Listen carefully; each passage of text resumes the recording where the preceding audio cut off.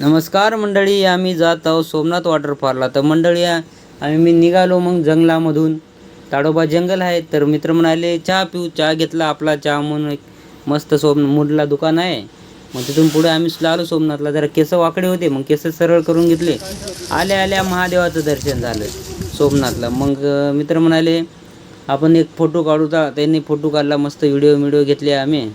मग खाली आल्यावर असं एक दरी आहे. दरीमध्ये मुलं मस्त एन्जॉय करत होते.